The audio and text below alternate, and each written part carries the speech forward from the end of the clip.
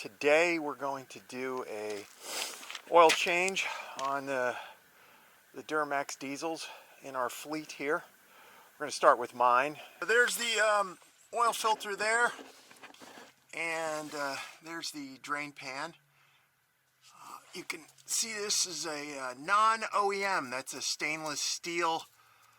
Then also has a magnet connected to the back of it. It's kind of cool.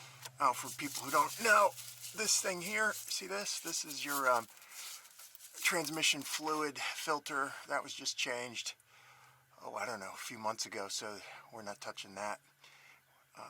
But there's the oil filter, and that one's coming out. This little thing is, you know, you can put a socket on there and turn it. I was too lazy to actually go get the socket, so I just put this thing on. This is you know, this expands and get on there. Actually, the little nut that they put makes this thing harder to grab, but as you can see, I got it. So I'm just gonna go get the pan and then we'll drain this thing. Right, you shouldn't really have these things on so only Schwarzenegger can get them off. So anyhow, this one, there you go. Perfect. Okay, this is ugly when you do this. So you gotta kind of get ready for a mess. Let's see. I'm holding it in now.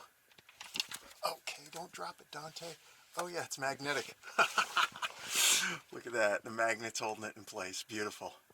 All right, so I'm gonna let this drain, and we're draining there. We got a little bit left on that filter draining in there, and then well, we'll close it up and fill her up. That's a fuel filter down there, and these things are always hard to get off. There was a video on our channel where I replaced this whole housing, actually, and the filter all in one shot on my truck last I don't know, summer or something like that.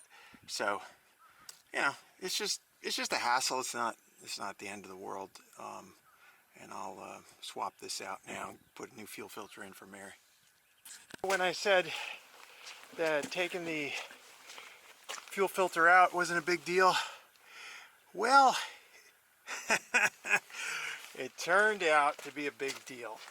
I'll tell you why. Okay, here's what happened. Fuel filter goes here. When I was removing it, there's very little clearance against this fuel injector. These fuel injectors, there's the hose here. These fuel injectors have a T-fitting that goes into this and plugs into the fuel injector. It doesn't provide fuel, it actually flows excess fuel back into the tank. And the problem was, when I was sort of fighting that tight fuel filter, I broke that, which means that when you turn the truck on, this is low pressure, but it's still at maybe 40 psi or so. It's shooting fuel out, so you get fuel all over the place. Now it's diesel, so the truck doesn't burst into flames. If it was gas, I'd be dead by now. But the point is, that is a disaster because you actually can't drive the thing. And so our dealer for this is in Thurmont, which is 40 miles away. So I am going to have to fix this issue myself. So there's another problem. This one came off clean when I pulled off the barb fitting. This one, the barb fitting broke in the hose. So I'm going to try this. I'm going to put a drywall screw into the broken piece. I don't know if it's in deep enough, but we'll see, and I'll try to pull it out now. Wish me luck. As I've been heard to say sometimes when I get almost impossible tasks done, are you kidding me?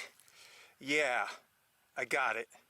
There's one more tricky part. I'll show you next. I went with a different screw. I gotta try to pull this up with a tool straight up. Yeah, so I got it. Even I can't believe I'm getting this done. I'm going to finish this job on Mary's truck. Ooh, the sun is bright today. and I'll show you what has to happen next. So I bought 2 of these.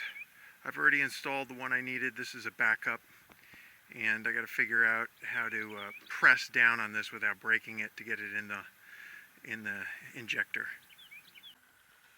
Well, I'm still having problems. I put the first T in and it just would not seat, and I pushed and pushed, and then I broke it, and I pulled it out with this screw. I removed the whole fuel filter housing so I could get access, and you can see where it has to go, right there.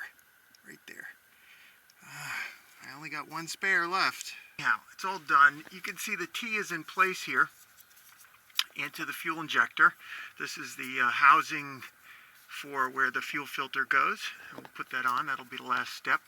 The little retaining clip is in. You can see I have this fishing line on here, and that's because I didn't listen to the guys on the internet, the diesel forums, and they said when you push this clip in, it tends to pop out because there's so much force to hold it in place, and so they said you'll lose it, and their little clip cost $25 from GM.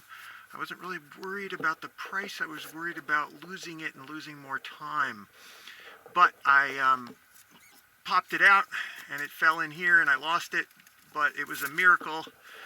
I found it, and so the second time I tied this fishing line on it in case it popped out. I could just pull on the string and find it, but no need. I'm going to leave that there for now because there's always a million things that go wrong on this job. Okay, so that's it, and I'm going to put the fuel filter on. That's where this whole problem started.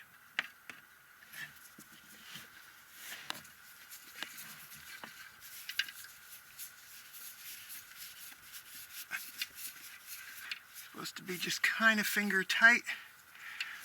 There's a little connector here where the okay, that's for the sensor. Open that if you want to drain out water that gets in your fuel. That seems pretty good. Everything went great. I did a test trip, and there's no leaks. Everything looks good. There's my little fishing line. Now, the last step is to take this inner fender liner and put it back and snap it in there. The way to do it is to use these body panel fasteners, and fortunately I happen to have a kit. Okay, and you can see the shiny new fasteners in there, all put along the edges and properly installed. Yeah, this thing's tight. We're good. Everything looks good up here. Oh my God. I will be more careful next time.